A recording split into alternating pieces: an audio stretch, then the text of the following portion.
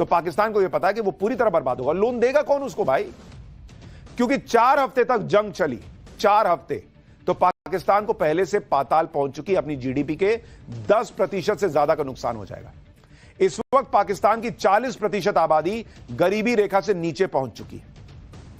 अगर युद्ध छिड़ गया तो पूरा पाकिस्तान गरीब हो जाएगा, पूरा पाकिस्तान, क्योंकि पाकिस्तान की इकोनॉमी का इस कदर भट्टा बैठ चुका हुआ है कि खुद को जिंदा रखने के लिए पाकिस्तान ने एक बार फिर इंटरनेशनल मॉनेटरी फंड यानी आईएमएफ से 16,000 करोड़ की भीख मांगी है, और इसके लिए पूरी दुनिया के सामने उल्टा लटकने के लिए तैयार है। पूरी दुनिया भी ये जानती है कि वो पाकिस्तान भारत के सामने जंग के होगी तो क्या ही टिक पाएगा, जिसकी जीडीपी भारत से 10 गुना कम है, जिसका रुपया डॉलर के मुकाबले भारतीय रुपए से 3 गुना कमजोर है, जिसका विदेशी मुद्रा भंडार भारत के मुकाबले 42 गुना कम है। भाई युद्ध हुई और हमने 1 हफ्ते 10 दिन कर लिया, ये खत्म हो जाएंगे, पैसा नहीं बचेगा। भारत वापस भी आ गया तो इनको लोन लेना पड़ेगा कि कोई हमको पैसा दो, हम कुछ खाएं। पाकिस्तान की कंगाली सबको पता है, इसके बावजूद पाकिस्तान बौखलाहट में ऐसे ऐसे फैसले कर रहा है जो फैसले खुद अपने पैर पर कुल्हाड़ी मारने जैसे। पाकिस्तान ने पहलगाम आतंकी हमले के बाद भारतीय विमानों के लिए अपना एयर स्पेस बंद किया, जिससे भारत के एविएशन सेक्टर को नुकसान पहुंचाने की कोशिश की गई। हालांकि यह कदम पाकिस्तान के लिए ही घाटे का सौदा साबित होने वाला है, उसे भारी आर्थिक नुकसान उठाना पड़ेगा, क्योंकि इससे पहले भी ऐसा हो चुका है। फरवरी 2019 के पुलवामा हमले के बाद भी पाकिस्तान ने एयर स्पेस बंद कर दिया था, जिससे पाकिस्तान को करीब 851 करोड़ रुपए का नुकसान हुआ था। तब रोजाना करीब 400 उड़ानें प्रभावित हो रही थी, जिससे पाकिस्तान को बड़ा आर्थिक झटका लगा था। एक बोइंग विमान के उड़ान से पाकिस्तान को करीब 50,000 रुपए की आमदनी होती थी। बड़े विमानों के लिए शुल्क और ज्यादा होता है। सिर्फ ओवरफ्लाइट फीस से पाकिस्तान को रोज करीब 2 करोड़ रुपए का नुकसान हो रहा था। लैंडिंग, पार्किंग का शुल्क मिलाकर यह आंकड़ा करीब 2.5 करोड़ रुपए प्रतिदिन तक पहुंच गया था। पीआईए को अंतर्राष्ट्रीय रूट्स बंद होने और घरेलू रूट्स के समय बढ़ने से रोज करीब 4 करोड़ रुपए का नुकसान तब हुआ था। सीएए और पीआईए दोनों को मिलाकर पाकिस्तान को कुल 6.5 करोड़ रुपए रोज का नुकसान होता था, रोज का।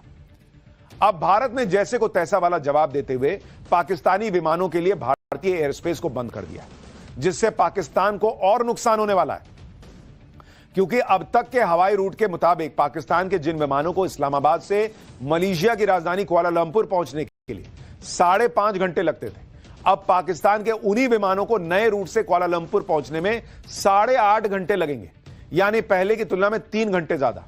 अगर उड़ान का वक्त लंबा होगा तो खर्च भी बढ़ेगा, टिकट भी महंगा होगा, जिसकी मार पाकिस्तान पर पड़नी तय है। सिर्फ इतना ही नहीं, पाकिस्तान को और भी गहरी चोट मिलने वाली है। सिर्फ एयर स्पेस नहीं, दूसरे कारोबार को भी बंद करके एक्सपोर्ट की जानकारी जुटा रही है।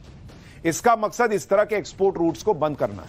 मतलब मेरा सामान हम तो तुमको नहीं देंगे, कोई तीसरा भी तुमको नहीं देगा, क्योंकि ये क्या करते थे कि भाई तीसरे देश से भेज दिया, दुबई वगैरह से वो कर दिया या ले लिया। नहीं भाई, पाकिस्तान को होने वाले इस इनडायरेक्ट एक्सपोर्ट का डेटा कस्टम और एक्सपोर्ट प्रमोशन काउंसिल जैसी संस्थाओं से लिया जा रहा है। जीटीआरआई यानी ग्लोबल ट्रेड रिसर्च इनिशिएटिव के मुताबिक इनडायरेक्ट एक्सपोर्ट के जरिए हर साल करीब 84,000 करोड़ रुपए से ज्यादा के भारतीय प्रोडक्ट दुबई, सिंगापुर और कोलंबो जैसे पोर्ट से होते हुए पाकिस्तान पहुंचते हैं। भारतीय कंपनियां इन पोर्ट्स पर अपना माल भेजती हैं, जहां इंडिपेंडेंट कंपनियां उन्हें बॉन्डेड वेयरहाउस में रखती हैं, ब्रांडेड वेयरहाउस में। इन वेयरहाउस में माल पर लगे लेबल और दस्तावेज बदल दिए जाते हैं ताकि ये पता न लगे कि ये प्रोडक्ट भारत के हैं। इसके बाद ये माल पाकिस्तान भेजा जाता है, जहां भारत से सीधे ट्रेड पर बैन लगा है। इसके अलावा मोदी सरकार ऑनलाइन प्लेटफॉर्म्स के जरिए पाकिस्तान में होने वाले एक्सपोर्ट की भी जांच कर रही है। यानी नरेंद्र मोदी सरकार हर तरफ से कसे जा रही है। 5 लाख करोड़ रुपए का है, जिसमें डायरेक्ट और इनडायरेक्ट इंपोर्ट के जरिए भारत का हिस्सा करीब 1 लाख करोड़ रुपए। ऐसे में अगर भारत की तरफ से पाकिस्तान को होने वाले एक्सपोर्ट पर पूरी तरह बैन लग गया तो पाकिस्तान के कुल सालाना इंपोर्ट का 20% हिस्सा एक झटके में साफ हो जाएगा। जब भारत ने पाकिस्तान से कारोबार बंद करने का ऐलान किया तो जवाब में पाकिस्तान ने भी कह दिया कि हम भी कारोबार बंद कर देंगे। अब ये आंकड़े भी देख लीजिए कि कारोबार बंद होने से नुकसान किसका ज्यादा है। भारत को बहुत ज्यादा कोई फर्क नहीं। पाकिस्तान ने भारत से करीब 3783 करोड़ रुपए का इंपोर्ट किया। इस दौरान भारत ने पाकिस्तान से मात्र 3 करोड़ 72 हजार रुपए का इंपोर्ट किया। यानी पाकिस्तान ने भारत की तुलना में करीब 1000 गुना ज्यादा सामान मंगाया। और साल 2023-24 के आंकड़ों पर नजर डालें तो पाकिस्तान ने भारत से करीब 10,000 करोड़ का इंपोर्ट किया, जबकि भारत ने पाकिस्तान से सिर्फ 24 करोड़ का इंपोर्ट किया। यानी पाकिस्तान ने भारत की तुलना में करीब 410 गुना ज्यादा इंपोर्ट किया। तो तुम हमको क्या कह रहे हो कि तुमको नुकसान हो जाएगा? अपना देखो ना यार, तुम मंगाओगे कहां से सामान अगर हमने नहीं दिया, और सस्ता कहां से मंगाओगे? बाप बाप करोगे तुम, पैर पटक के एक्शन मत लिया करो, औकात नहीं है तुम्हारी।